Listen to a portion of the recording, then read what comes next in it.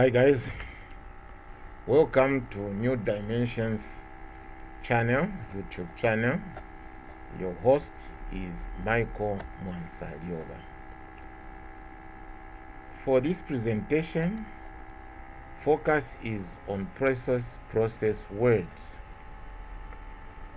in terms of providing these process words with them being a key to their meanings. Providing a key to their meanings will spell the difference between a candidate's failure or success in an exam. What is the presentation outcome? A number of things I wish you to take home after this presentation include: 1. This presentation is there to provide a foundational understanding of the meaning and the expectations associated with various process words in examination questions. It's also there to embellish the presentation with examples and tips for approaching each type of question. Nonetheless, having looked at that, we also, after this presentation, together, we will make sure that this will enhance students' capacity to deploy specific subject-related applications for better answer presentation layout. Now, over my many years of facilitating and basically teaching at various institutions of higher learning across a number of subjects, particularly being a marker in these various subjects, to name a few, in the year 2000 and before, I happen to have been participating in the examination marking for Association of Accounting Technicians, a UK-based qualification done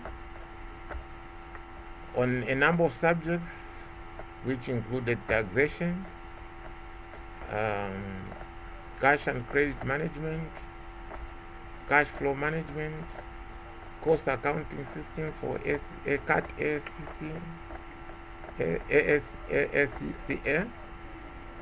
Association of Business Executives, looking at exams of students for financial reporting,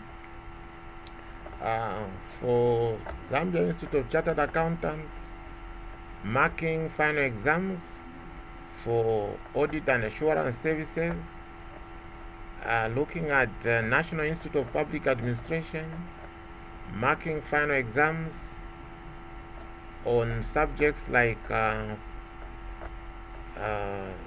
business mathematics and statistics, looking at cost and management accounting, looking at financial accounting. I can say I have a fair measure of experience on how students who have been to be candidates of various examination diets have been presenting their answers.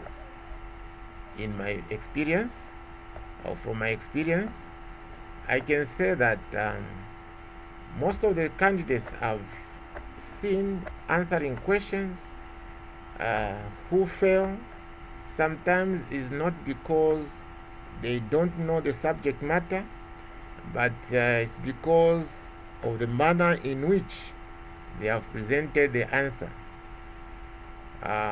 They have missed out marks allocated on that particular question because they have answered wrongly by not understanding what I can call keywords. And this, I thought, might be of help to students or candidates to go through my presentation and listen to this video before they write exams, so that if they understand the keywords or the process words, then they are going to present a better solution for various kinds of questions in that particular examination diet.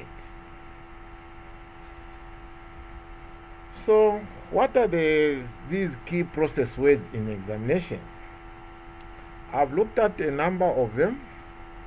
The list is not exhaustive, but I've picked on the most common ones that are used by various kinds of examiners across the world.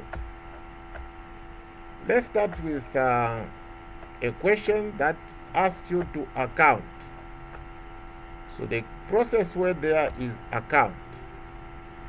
What are you expected to do? When you are asked to account, it simply means that the examiner is expecting you to provide a detailed explanation of a particular event or situation or topic. So you should have to apply yourself in a certain manner where you give a detailed explanation. That is what it means to account for.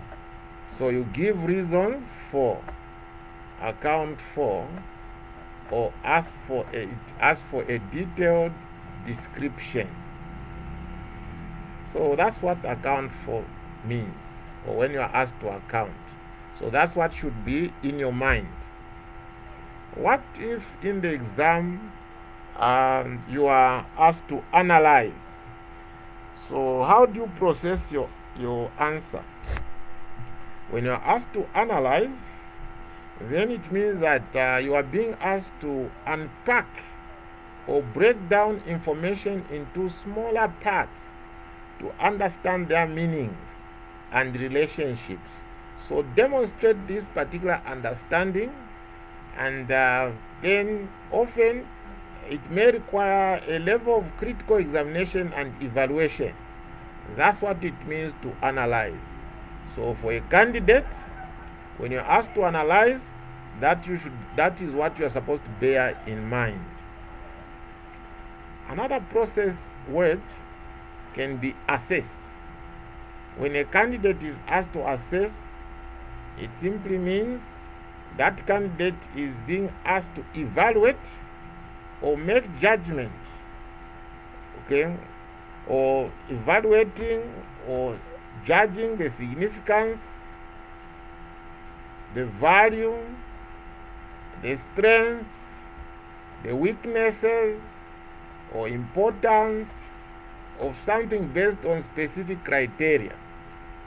Okay, so you should have a particular standard in mind, then you make assessments as to how significant what you are looking at is. What is the value of what you are looking at? What is the strength of what you are looking at? What are the weaknesses in what you are looking at? So that is a process of assessing. Let's look at another word, comment. Comment simply means that the candidate is being asked to express an opinion or viewpoint or make an interpretation on a given topic or idea. Okay, so that's what it means to comment. So when you comment, it simply means that you state clearly, okay, your opinion on the topic in question, and normally you support your views with evidence. That is what is required of you when you're asked to comment in the exam. What of compare?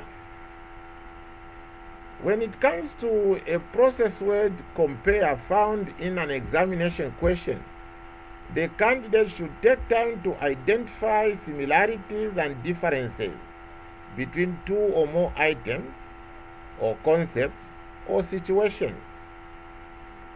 So that's what it means to compare. Identifying similarities and differences. Okay?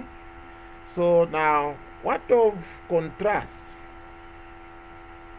To contrast is an instruction asking the candidate to focus on the differences between two or more items or concepts or situations. So in short, what you are looking at is you are trying to find out what stands out. What is it that stands out from the other one? So you emphasize on identifying differences between two or more items. That is contrast. Okay? So let's look at another one. In this case, we are talking about criticize. Okay? To criticize. Criticizing means that you, the candidate, should provide a judgment or give a point or try to point out limitations or flaws or weaknesses of a concept, argument, or idea. That is to criticize. Okay? So when you are criticizing, you are given considered opinion about the value of the theories or practices. You normally have to back up your criticism with evidence from your research, for instance, from your reading or from your observation, and so on and so forth. That is to criticize. What of define? When you are asked to define, it simply means that you are being asked to give a clear and concise meaning or explanation of a term or concept or idea. That's what it means. So you show how the distinctions you make are necessary. Okay? Then you also have a word like describe. When you are asked to describe in an examination question, make sure that you present a detailed account of characteristics of something, often requiring vivid details or enumeration. So when a candidate describes, that candidate should put in every effort to ensure that that which he has described is able to be recognized by any other person. Normally when you are describing, you are bringing out certain characteristics or certain features that are identifiable or attributable to a particular situation or concept or idea or item. That is describing. So imagine you are being asked to describe somebody so that this person you are describing, if the description is used, this person will be in a position to use your well made out description to identify that which is required. Then it means that you have made a good description, because this person will fall on the features, the elements that you have described for easy identification. So that's the notion you should have when you are asked to describe something in an exam. The other usual process word is discuss. When you are discussing, it simply means that you need to explore various aspects. Okay? Give a representative of different viewpoints, arguments, or opinions, and providing analysis or evaluation. Discussing, therefore, entails that you investigate or examine by argument, give reason for and against. That's what it means to discuss. Okay, that's what it means to discuss. If you just take it to a common situation where people are discussing, you find that people will give their viewpoints. Okay, they look at certain things from their own lenses and express their views. That's the discussion. So equally in an exam, you look at different viewpoints. Don't concentrate on one type of direction. Make sure that you cover both coins, so that you give a balanced view of what you are discussing on. That is discussion. So if your view is not balanced, you are not giving out different viewpoints, then you lose marks. Number 11. Most cases, questions end with evaluate something.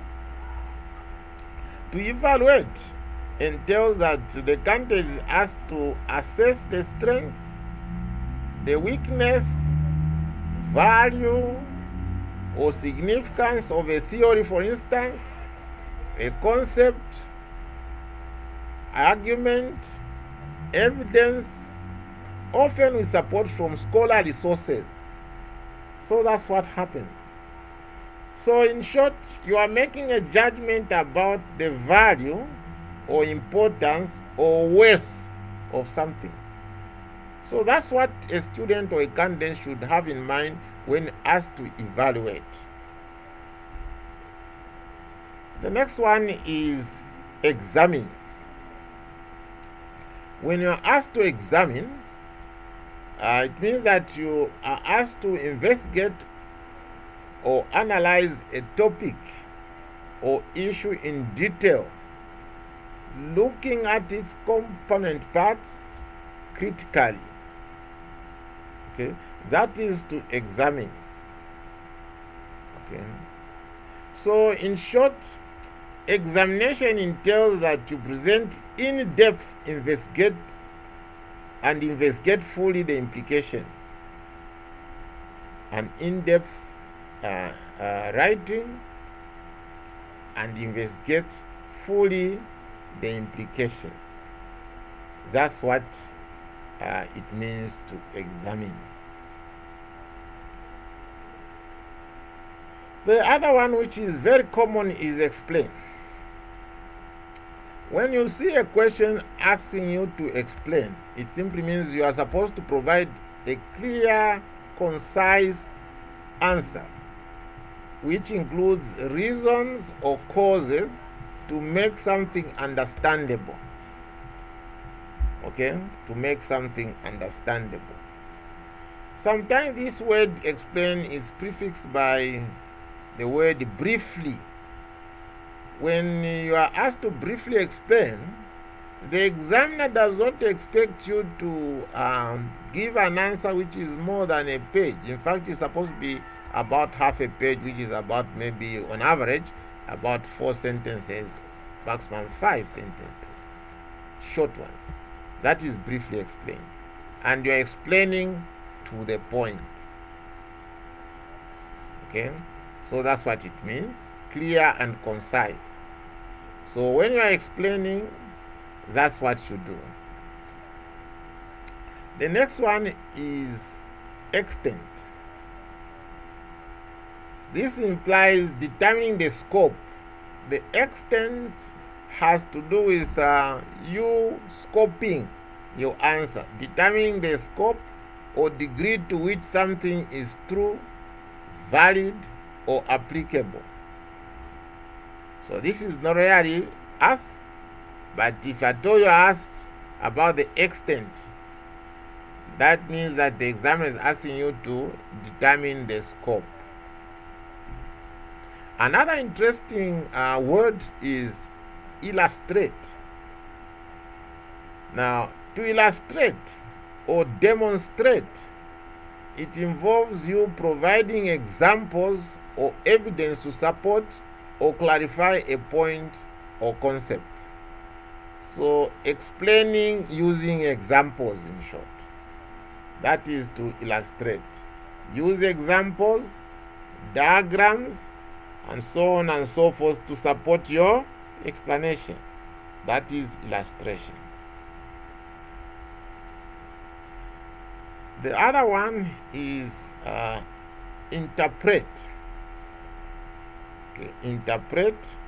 Interpret simply means explaining or providing an answer using your views or something based on personal understanding and analysis, meaning using your personal views.